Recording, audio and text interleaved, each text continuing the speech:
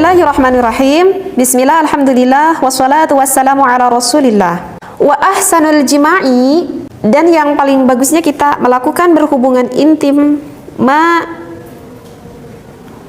yuqibuhu nasyatun, setelahnya itu akan terdapat rasa giat di badan. Wa tayyibun nafsin, dan puasnya hati kita. Wa baqi sahwatin, dan akan masih terdapat rasa sisa syahwat.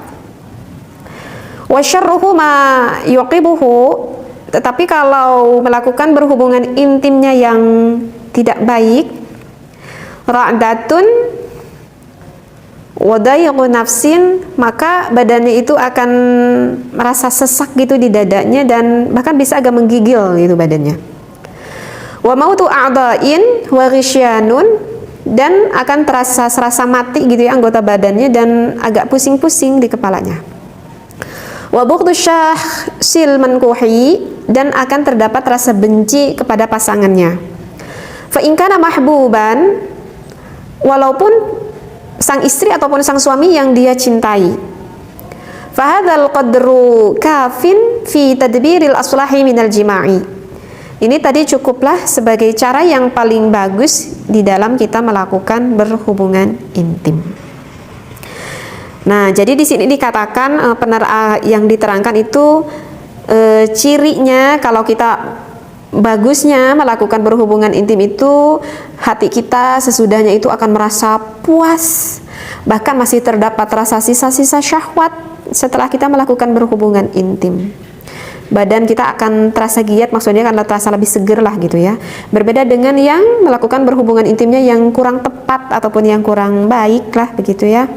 Justru dadanya tuh kan merasa sesak. Biasanya sih karena merasa sesak itu karena nggak mencapai akan suatu kenikmatan sih biasanya, sehingga nggak ada rasa puas di dalam hati.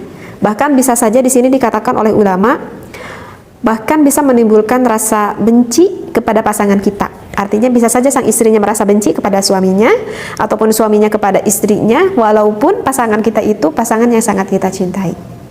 Seperti itu. Ya, kalau keterangan ini sih simpel juga ya, yang udah diterangkan. Ya begitulah kalau cirinya, tandanya yang baik dan tandanya yang kurang baik. Nah, kemudian kita tuh berpikir kalau begitu bagaimana agar berhubungan intim kita itu baik, yang gimana gitu kan? Pasti kan ada juga nih yang bertanya, kalau saya udah paham nih, yang baik itu nanti tandanya seperti itu. Nah, kalau gitu kita itu pengen melakukan berhubungan intim yang baik itu bagaimana? Seperti itu. Nah, berarti kita itu harus memahami dulu akan perbedaan laki-laki dan juga perbedaan perempuan. Karena kan kita melakukan berhubungan intim antara suami dan juga istri. Nah, saya sudah sering nerangin kan, kalau wanita itu lebih besar dominan ke emosionalnya, ke hatinya. Sedangkan kalau laki-laki itu lebih besar dominan ke akalnya gitu ya. Berarti itu udah beda. Di dalam melakukan berhubungan intim pun tentu saja berbeda. Di dalam melakukan bercinta ataupun di dalam melakukan berhubungan intim gitu ya, yang diinginkan oleh wanita ini, saya langsung spesifik ke ngobrolin masalah seks gitu ya, atau kan langsung ke hubungan masalah intim gitu ya. Kalau yang diinginkan oleh wanita itu adalah ingin dirasakan dulu ataupun ingin diberi dulu rasa cinta dari pasangannya. Baru kalau sang istri itu udah merasa dapatkan rasa cinta, rasa kasih sayang dari sang suami, baru sang istri itu mau melakukan berhubungan intim. Tapi kalau seorang laki-laki itu berbeda. Kalau laki-laki itu karena lebih dominan kepada akalnya, kepada pikirannya. Jadi kalau mau melakukan apapun itu, laki-laki itu biasanya lebih fokus. Jadi kalau misalkan laki-laki pengen melakukan berhubungan intim, ya udah, nggak banyak basa-basi, saya ingin melakukan berhubungan intim. Seperti itu. Jika sudah melakukan berhubungan intim, suami itu udah orgasme, baru sang suami itu baru bisa memberikan cinta kepada kita. Beda kan? Kalau sang istri itu pengen dapat cinta dulu, baru udah dapat cinta, baru sang istri itu ada gairah untuk melakukan hubungan seksualitas. Tetapi kalau suami itu terbalik. Kalau suami itu kalau pengen melakukan berhubungan intim, ya melakukan berhubungan intim dulu. Udah itu baru sang suami bisa memberikan rasa cinta dan rasa kasih sayang kepada kita, kepada istrinya. Kenapa laki-laki itu seperti itu? Karena anatomi hipotalamus di laki-laki itu 2% setengah, maksud saya 2% setengahnya itu lebih lebar gitu yang ada di otaknya itu daripada perempuan gitu. Kenapa laki-laki seperti itu? Ya karena oleh Allah diciptakannya seperti itu. Berarti menurut Allah itu lebih maslahat. Kenapa? Karena laki-laki itu bebannya itu lebih banyak, bebannya itu lebih besar daripada kita seorang perempuan. Laki-laki itu yang berkewajiban untuk ibu bapaknya, ya, itu kan kewajiban laki-laki untuk menafkahi ataupun mengurus ibu bapaknya. Kemudian sang suami itu juga berkewajiban di dunia dan juga nanti di akhirat kepada istrinya. Jadi kalau misalkan istrinya itu enggak paham soal ibadah yang berhubungan dengan keseharian yang dipakai oleh sang istri, misalkan contoh tentang bab haid gitu ya, kalau enggak ngerti sholatnya tentang sholat, artinya tentang ibadah lah yang berhubungan dilakukan untuk kewajibannya sehari-hari, itu kewajiban siapa? Itu kewajiban suami. Kemudian suami juga kan mempunyai anak, itu kewajiban siapa? Ya sebenarnya sih kewajiban ibunya dan juga kewajiban suaminya sebenarnya. Tetapi kan berarti kalau begitu tanggung jawab suami itu lebih banyak daripada tanggung jawab seorang istri. Seperti itu. Karena itulah Allah memberikan akalnya itu lebih banyak, lebih condong ke akal itu lebih banyak daripada perempuan, seperti itu, begitu. Sehingga karena hipotalamusnya itu lebih tebal seperti itu, jadi kan wajar kalau misalkan suami itu lebih banyak kepenatan, lebih banyak kepusingan gitu. Sehingga sang suami itu ingin pembebasan ketegangan, kepenatan yang ada di dalam dirinya. Dengan apa? Yaitu suami itu ingin orgasme.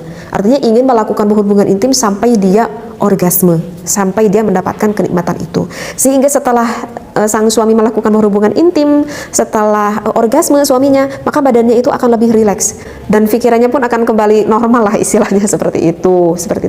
Jadi karena banyak kepenatan di dalam otaknya, jadi bagaimana sang suami mau memberikan rasa perhatian yang lebih, memberikan rasa cinta, rasa kasih sayang kita kepada kita lebih, seperti itu.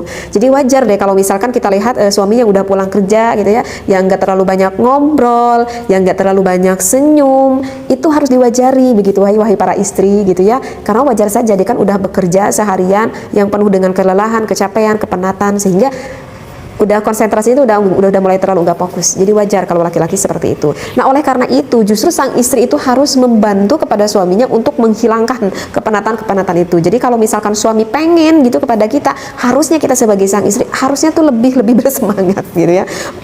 Kenapa kita harus lebih bersemangat? Agar kita membantu kepada suami kita untuk menghilangkan kepenatan-kepenatan itu begitu. Sehingga itu untungnya juga nanti akan dapat buat kita gitu ya. Karena kalau udah hilang penatnya, nah maka akan lebih mudah suami itu mengekspresikan rasa cinta dan rasa kasih sayangnya itu kepada kita, seperti itu ya. Nah, jadi ini harus dipahami ya agar tidak menimbulkan kesalahpahaman. Kalau untuk sang istri ataupun perempuan itu justru terbalik. Kalau sang istri itu pengen dibangun dulu rasa ketegangannya itu dengan jalan yang panjang dan juga persyaratan yang banyak. Benar, iya benar. Ini bukan menurut saya ini menurut psikolog itu seperti itu gitu. Dan memang dirasakan gitu oleh banyak wanita ya seperti itu gitu ya. Jadi kalau pengen sang istri itu rasa gairahnya itu lebih memuncak, itu banyak syaratnya. Kalau perempuan itu pengen disayang-sayang dulu, pengen diulus-ulus dulu, pengen dipuji-puji dulu gitu ya, pengen diberikan rasa empati dulu gitu ya. Pokoknya banyak gitu ya. Bahkan terkadang pengen dipijit-pijit dulu gitu badannya. Artinya yang benar-benar santai, yang benar-benar menimbulkan rasa suami itu terasa oleh sang istrinya itu benar-benar sayang gitu. Nah baru itu akan bangkit gitu rasa gairah di dalam sang istri gitu ya. Jadi kalau misalkan merayu itu gak apa-apa, sang istri digombalin gitu ya. Sama suaminya walaupun digombalin itu senang-senang aja gitu ya, dipuji-puji senang-senang aja gitu ya. Bahkan misalkan ada ngegombal sambil sedikit nyanyian gitu ya, sang suaminya itu istri itu akan senang seperti itu. Berarti kan yang diinginkan oleh sang istri sebenarnya itu masih banyak gitu persyaratan yang lainnya sih sebenarnya gitu ya. Lewat yang lebih spesifiknya lah kesana lah gitu yang saya sampaikan.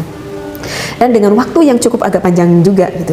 Kalau biasanya kalau suami pengen ya to the point aja gitu. Kalau istri itu biasanya agak sulit juga kalau langsung to the point seperti itu. Kecuali kalau memang betul sang istrinya itu sama suami kebetulan waktu itu memang benar-benar hormonnya lagi benar-benar memuncak baru, nah itu nggak terlalu sulit. Tapi kalau nggak terlalu hormonnya lagi memuncak sang istri ya begitulah gitu ya.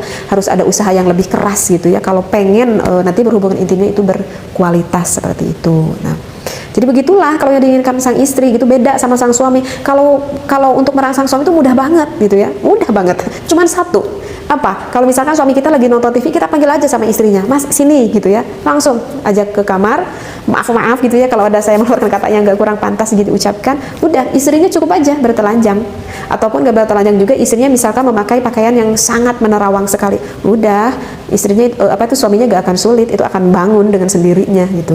Jadi sesimpel itu kalau untuk suami. Tapi kalau untuk sang istri itu agak cukup panjang, dengan waktu yang panjang. Artinya dengan waktu yang cukup panjang, misalkan nih saya beri contoh gitu ya, suaminya itu udah pengen nih waktu siang hari, misalkan suaminya lagi kerja, kan bisa misalkan suaminya itu menelpon istrinya ataupun nge-WA istrinya dengan kata-kata yang lebih menjorok ke yang erotis gitu ya. Artinya si sang istri itu udah paham, udah ngasih kode nih gitu. Ataupun misalkan lagi istrinya yang suaminya yang ada di rumah gitu ya, misalkan istrinya yang lagi masak gitu, sama suaminya di dekat di belakang membisikkan kata-kata yang gimana gitu, itu udah membangun gitu ya untuk sang istrinya agar terbangkit rasa gairah kepada sang istrinya. Hal-hal yang kecil seperti itu bagi sang istri itu adalah sangat penting sekali, karena wanita membutuhkan waktu yang cukup panjang dan persyaratan yang banyak. Baru jika suami itu udah memahami apa yang diinginkan istri dan istri udah memahami apa yang diinginkan suami, insya Allah di dalam melakukan berhubungan intimnya akan berkualitas gitu ya, sehingga nanti akan mendapatkan faidah ataupun manfaat apa yang sudah saya sampaikan. Mudah-mudahan apa yang saya sampaikan ini sangat membantu dan sangat bermanfaat sekali, terutama bagi pasangan suami istri, agar kita lebih harmonis menjadi keluarga yang mawaddah warahmah dan sakinah. Wallahu a'lam, wabillahi taufiq wal hidayah. Wassalamualaikum warahmatullahi wabarakatuh.